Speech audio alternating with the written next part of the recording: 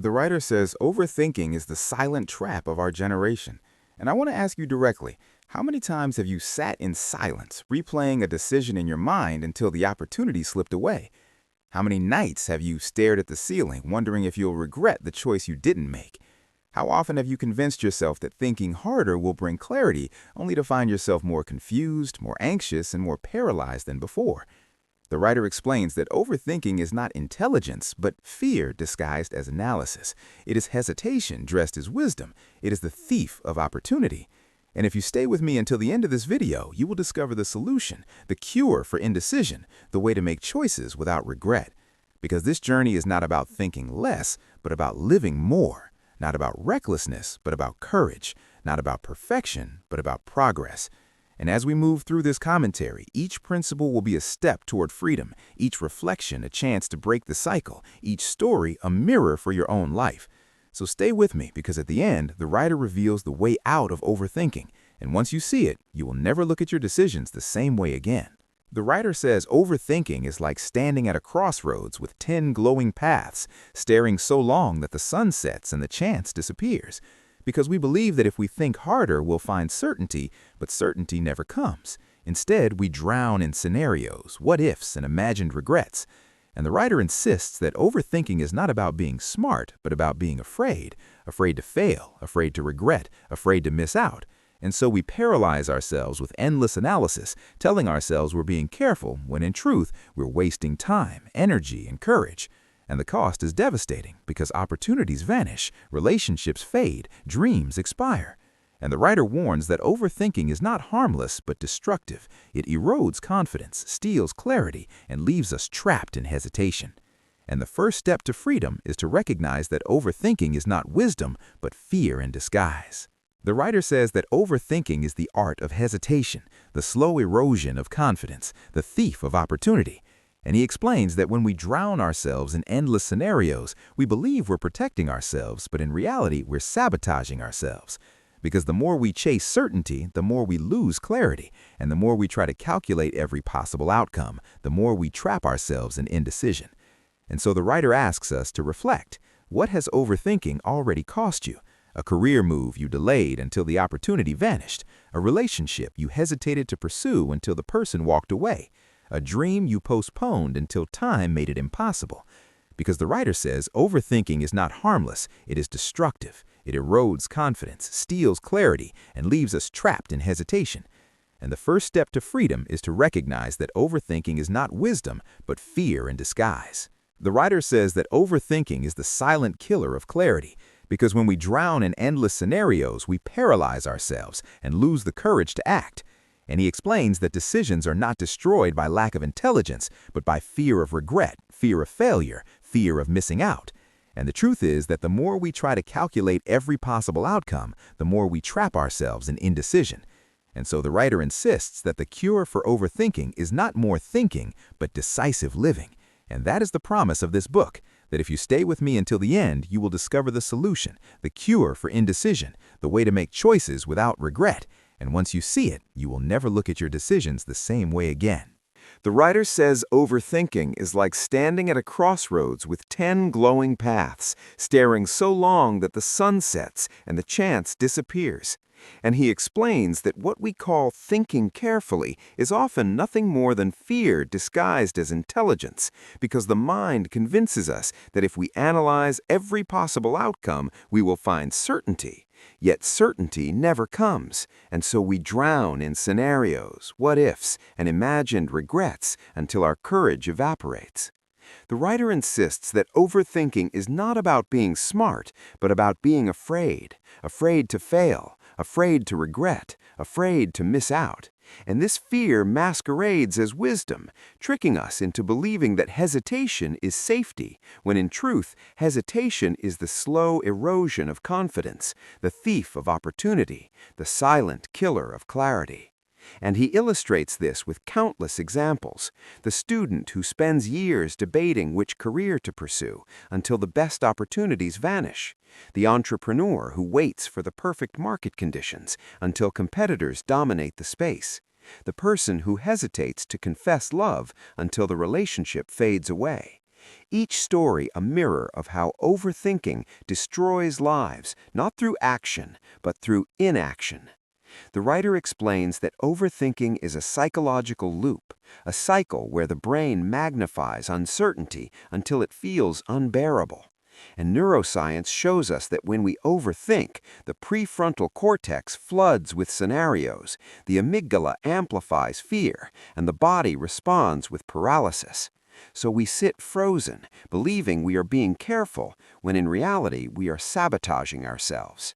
And the writer insists that the cost of overthinking is devastating because opportunities vanish, relationships fade, dreams expire, and time, the most precious resource, slips away unnoticed. And he challenges us to reflect. What has overthinking already cost you? A career delayed, a friendship lost, a dream postponed. Because the truth is that overthinking is not harmless, it is destructive. And the first step to freedom is to recognize that overthinking is not wisdom, but fear in disguise. The writer says that overthinking is the art of hesitation, the slow erosion of confidence, the thief of opportunity. And he explains that when we drown ourselves in endless scenarios, we believe we're protecting ourselves, but in reality, we're sabotaging ourselves, because the more we chase certainty, the more we lose clarity. And the more we try to calculate every possible outcome, the more we trap ourselves in indecision. And so the writer asks us to reflect deeply. How many times have you stood at the edge of a decision, convinced that one more day of thinking would bring clarity, only to find that the day turned into weeks, the weeks into months, and the months into years, until the decision was no longer yours to make, because life moved on without you? And he insists that this is the true danger of overthinking, that it steals not only opportunities, but identity. Because when you hesitate long enough, you begin to define yourself as someone who cannot act, someone who cannot decide, someone who cannot move forward. And this identity becomes a prison, locking you into cycles of doubt and hesitation. And the writer urges us to break this cycle by first naming it, by admitting that overthinking is not carefulness but fear, not wisdom but paralysis, not intelligence but avoidance, because only when we name the trap can we begin to escape it. The writer says that overthinking is like drowning in shallow water, because the depth is not what kills you, it is the thrashing, the endless struggle, the refusal to stand up and breathe. And he explains that most decisions are not life or death, yet we treat them as if they are, magnifying their weight until we collapse under it. And he insists that the cure begins with perspective, with realizing that most choices are reversible, most mistakes are survivable, most regrets are lessons, and so the true danger is not choosing wrongly, but refusing to choose at all. And he challenges us again. Think of the last time you hesitated. What did it cost you? What did you lose? And how much longer will you allow hesitation to steal your future? Because the writer says that indecision is the most expensive choice of all, and the longer you hesitate, the heavier the regret becomes. And so he insists that the nature of overthinking is not caution, but fear, not safety, but sabotage, not wisdom, but paralysis. And the first step to freedom is to see it clearly, to admit that overthinking is the enemy of clarity, the thief of courage, the destroyer of opportunity. And once you see it for what it is, you can begin the journey toward decisive living. The writer says clarity comes not from analyzing more, but from simplifying, because complexity multiplies hesitation, while simplicity creates courage. And he explains that the human mind often believes that more information will lead to better decisions, yet in reality, the flood of options overwhelms us, paralyzes us, and traps us in endless loops of doubt. And so the writer insists that simplicity is the doorway to decisive living. Because when you strip away the noise, the distractions, and the unnecessary comparisons, you discover that the path forward is not hidden, but buried under clutter. The writer illustrates this with the metaphor of holding 10 glasses of water, each representing a possible choice. The more you try to hold, the more you spill. But when you choose one glass and drink deeply, you gain strength. And he insists that simplicity is not recklessness, but bravery, because when you simplify, you free yourself from the illusion of perfection and embrace the power of action. And history shows us that leaders, entrepreneurs, and creators who dared to simplify their choices often found clarity and success, while those who drowned in complexity lost their chance. And the writer urges us to reflect on our own lives. How many times have you complicated a decision by adding more and more variables? How many times have you convinced yourself that you need one more piece of information, one more opinion, one more scenario before you can act? And how often has that search for more led you to paralysis instead of progress? Because the writer says that simplicity is the antidote to overthinking, the cure for hesitation, the foundation of courage. And he explains that simplicity is not about ignoring details, but about focusing on what matters most, because when you simplify, you cut through the noise and see the essence of the choice.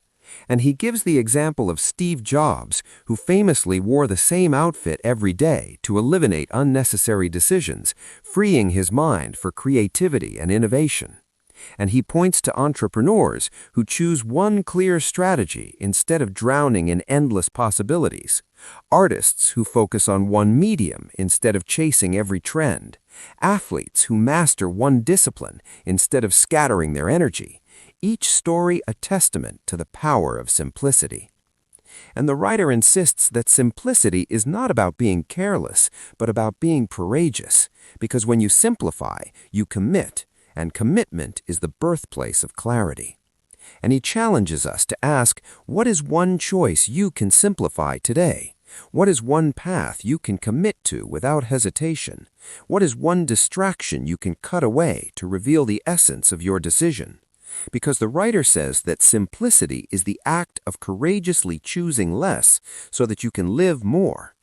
And he explains that when you simplify, you discover that most of the complexity was self-created, born from fear, doubt, and the illusion of control. And he insists that the cure for overthinking is not more analysis, but more simplicity, because simplicity is clarity, simplicity is courage, simplicity is freedom. And he urges us to embrace simplicity not as a weakness, but as a strength, not as recklessness, but as wisdom, not as limitation, but as liberation. Because when you simplify, you discover that the path forward was always there, waiting for you to choose it. And the writer insists that simplicity is the first step toward decisive living, the first act of courage, the first victory over overthinking. And once you embrace it, you will never look at your decisions the same way again. The writer says, no decision will ever be perfect because life itself is imperfect. And he explains that the endless pursuit of flawless certainty is the greatest illusion of the overthinker, because perfection is not a standard of excellence, but a mask for fear, a way of postponing action until the moment passes. And he insists that regret does not come from making the wrong choice, but from refusing to choose at all. Because the truth is that every imperfect step forward teaches us something. Every flawed decision builds resilience. Every mistake becomes a lesson. And the writer illustrates this with countless examples. The entrepreneur who waits years for the perfect business plan, only to watch competitors seize the market. The artist who delays releasing their work until it feels flawless, only to discover that the audience has moved on. The student who hesitates to apply for opportunities until deadlines expire. Each story a mirror of how perfectionism kills progress. And he insists that imperfection embraced is progress, while imperfection avoided is paralysis. Because the imperfect choice made today is infinitely more powerful than the perfect choice postponed forever. The writer explains that perfectionism is born from fear, fear of judgment, fear of failure, fear of regret. And he insists that this fear disguises itself as high standards, tricking us into believing that waiting for perfection is wisdom, when in truth it is avoidance. And he challenges us to reflect. How many times have you delayed action because you were waiting for the perfect moment, the perfect plan, the perfect certainty? And how often did that delay cost you the chance to grow? Because the writer says that life rewards movement, not hesitation, courage, not perfection, progress, not paralysis. And he urges us to embrace imperfection as the natural state of life, because nothing in existence is flawless, not nature, not history, not humanity. And yet everything imperfect still moves forward, still grows, still evolves. And he insists that the cure for overthinking is not flawless certainty, but imperfect courage. Because when you act imperfectly, you learn. When you act imperfectly, you grow. When you act imperfectly, you discover that the fear of imperfection was always greater than the reality. And he gives the example of Thomas Edison, who failed thousands of times before inventing the light bulb, each failure an imperfect step toward success. And he points to writers who publish drafts that are never flawless, but always transformative. Athletes who compete imperfectly, yet improve with every attempt. Leaders who make imperfect decisions, yet inspire progress. Each story a testament to the power of imperfection. And the writer insists that imperfection is not weakness, but wisdom, not recklessness, but resilience, not failure, but fuel, because when you embrace imperfection, you free yourself from the chains of hesitation and discover that progress is born not from flawless certainty, but from courageous action. And he challenges us again. Where are you waiting for perfection instead of acting? What dream have you postponed because you were afraid it will not be flawless? What opportunity have you delayed because you were waiting for certainty? And how much longer will you allow perfectionism to steal your future? Because the writer says that imperfection embraced is progress, while imperfection avoided is paralysis. And once you see this truth, you will never look at your decisions the same way again. The writer says regret is not proof of failure, but proof of growth, because every choice teaches, every mistake informs, every misstep builds wisdom. And he explains that the fear of regret is one of the greatest engines of overthinking, because we imagine the pain of making the wrong choice, and so we hesitate, we stall, we freeze. But the writer reframes regret as a teacher, not a punishment, insisting that the only true regret is refusing to act, because when you act, even if you fail, you learn, and when you learn, you grow. And he illustrates this with countless examples. The entrepreneur who launches a business that collapses but gains the knowledge to build a stronger one later. The student who chooses a career path that doesn't fit but discovers their true calling through the detour. The person who confesses love and is rejected but learns resilience and self-worth. Each story a testament to the truth that regret is not the enemy, but the compass that points us toward wisdom. The writer explains that overthinkers fear regret as poison, imagining that one wrong choice will ruin everything. But he insists that regret is fuel because it sharpens our vision, deepens our understanding, and strengthens our courage. And he challenges us to reflect. What regret has taught you the most? What lesson did you gain from the pain? How did the misstep shape your wisdom? Because the writer says that regret embraced becomes resilience, regret accepted becomes growth, regret understood becomes clarity. And he insists that the cure for overthinking is not to avoid regret, but to redefine it, to see it not as failure, but as feedback, not as punishment, but as progress, not as poison, but as medicine. And he explains that history is filled with people who transformed regret into greatness, inventors who failed repeatedly before breakthroughs, leaders who made costly mistakes but learned to lead with wisdom, artists who produced flawed works that became stepping stones to masterpieces. Each story a reminder that regret is not the end, but the beginning of growth. And he insists that the fear of regret is what keeps us trapped in hesitation, but the acceptance of regret is what frees us to act. Because when you accept that regret is inevitable, you stop fearing it. And when you stop fearing it, you stop overthinking. And when you stop overthinking, you start living. And so, the writer urges us to embrace regret as a companion on the journey, a teacher that walks beside us, guiding us toward wisdom. And he challenges us again. What regret are you carrying today? How can you transform it into a lesson? How can you use it as fuel for courage? Because the writer says that regret is not proof of failure, but proof of growth. And once you see it this way, you will never look at your decisions the same way again. The writer says courage is not the absence of fear, but the decision to move despite fear. And he explains that overthinking magnifies fear until it feels unbearable, because the mind plays endless movies of failure, rejection, and regret. Yet the truth is that fear shrinks the moment you act. And so the writer insists that courage is the antidote to overthinking, because when you act, you discover that fear is smaller than it seemed. And he illustrates this with countless examples. The person who hesitates to send a risky email until they finally press send and realize the world did not collapse.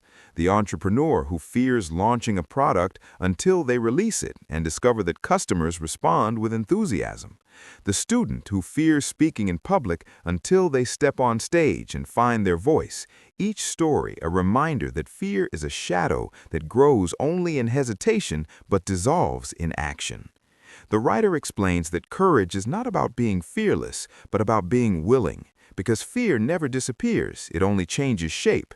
And so the cure is not to wait for fear to vanish, but to act in spite of it.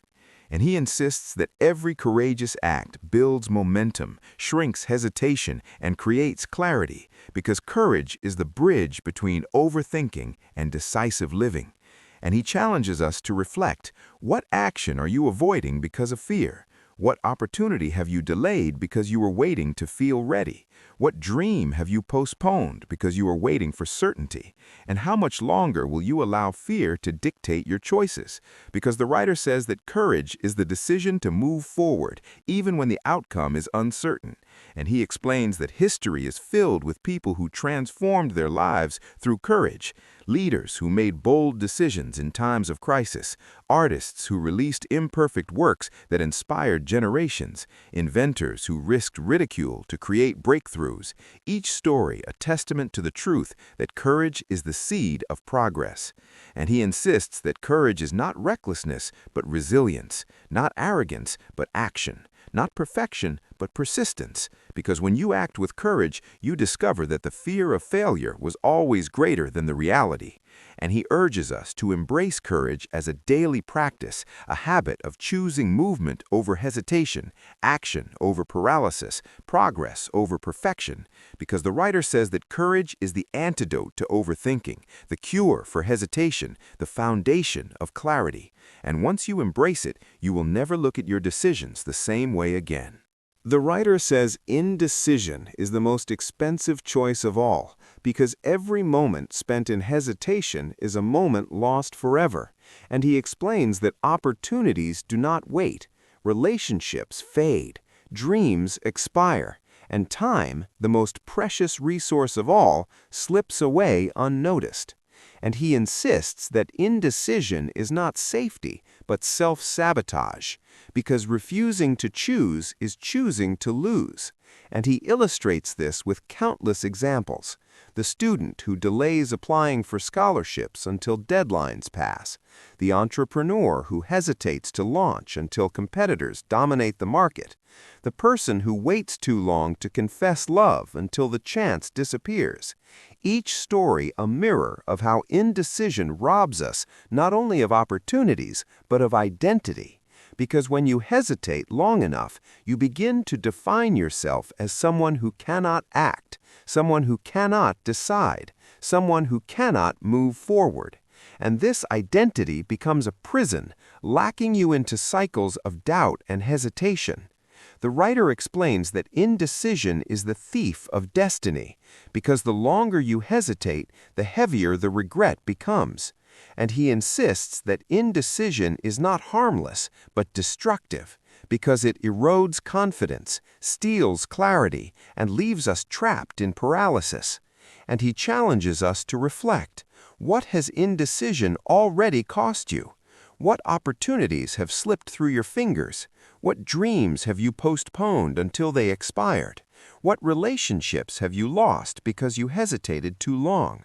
Because the writer says that indecision is the most expensive choice of all, and once you see this truth, you will never look at your decisions the same way again. The writer says the solution to overthinking is not more thinking, but decisive living, because the cure is action, imperfect, courageous, forward-moving action. And he explains that freedom is not found in perfect decisions, but in daring to choose and grow.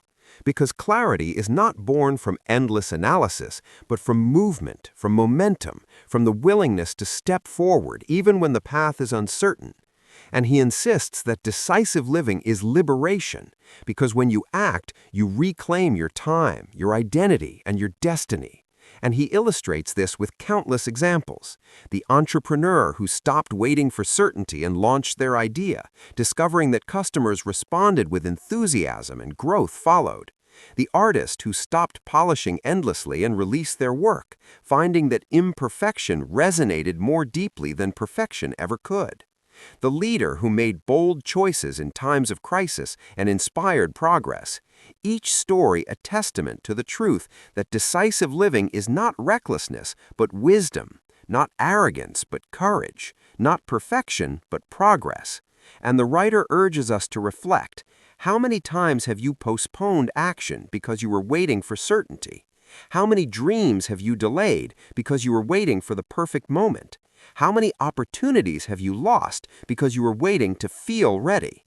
And how much longer will you allow hesitation to steal your future? Because the writer says that decisive living is the act of choosing boldly, of moving forward without guarantees, of embracing the unknown as the arena of growth. And he explains that decisive living is not about eliminating fear, but about shrinking it through action. Not about avoiding regret, but about transforming it into wisdom. Not about chasing perfection, but about embracing imperfection.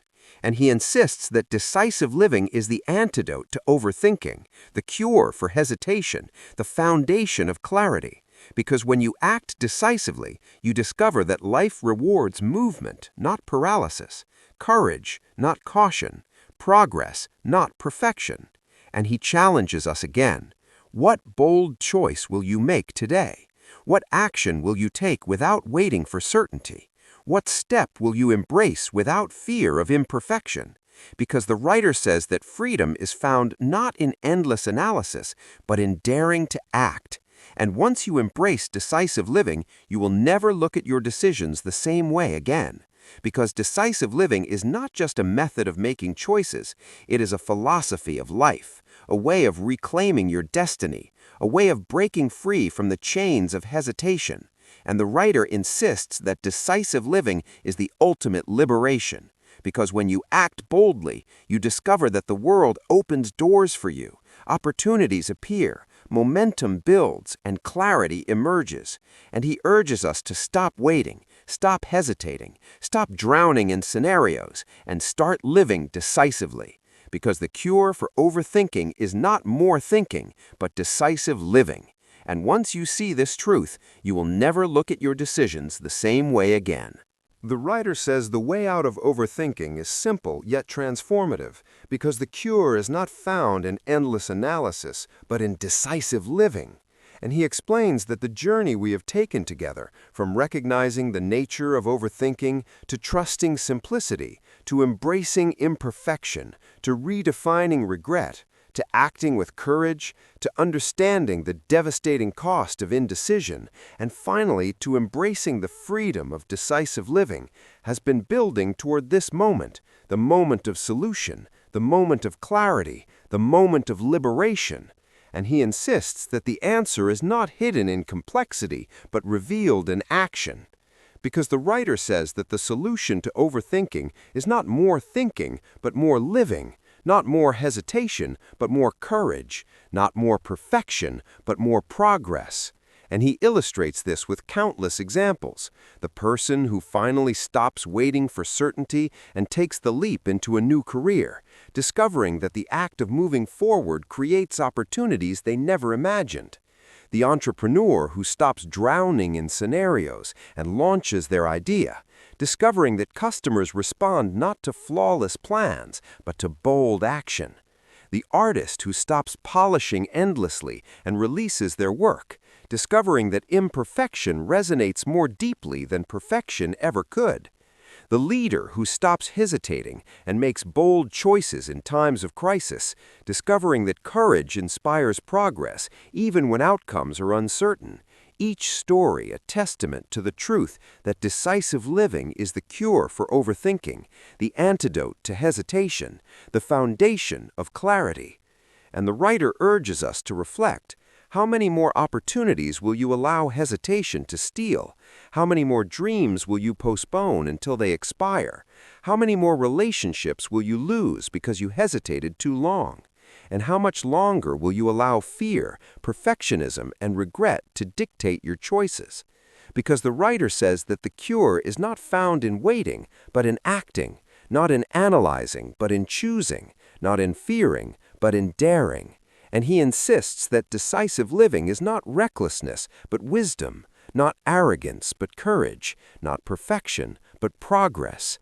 Because when you act decisively, you discover that life rewards movement, not paralysis, courage, not caution, progress, not perfection. And he explains that decisive living is not just a method of making choices, but a philosophy of life, a way of reclaiming your destiny, a way of breaking free from the chains of hesitation. And he insists that decisive living is the ultimate liberation, because when you act boldly, you discover that the world opens doors for you, opportunities appear, momentum builds, and clarity emerges. And so the writer urges us to stop waiting, stop hesitating, stop drowning in scenarios, and start living decisively, because the cure for overthinking is not more thinking, but decisive living. And once you see this truth, you will never look at your decisions the same way again. And so the writer delivers the promised solution. Act, learn, grow, repeat. Stop waiting for certainty. Stop fearing regret. Stop chasing perfection, because the solution is decisive living. And if this commentary has opened your eyes, do not let it end here. Read The Overthinker's Guide to Making Decisions Without Regret by Joseph Nguyen, link in the description. Subscribe for more cinematic book breakdowns. Share this with someone trapped in indecision. And remember always that the writer says clarity is not found in endless analysis, but in daring to act. Because the cure for overthinking is not more thinking, but decisive living. And once you embrace this truth, you will never look at your decisions the same way again.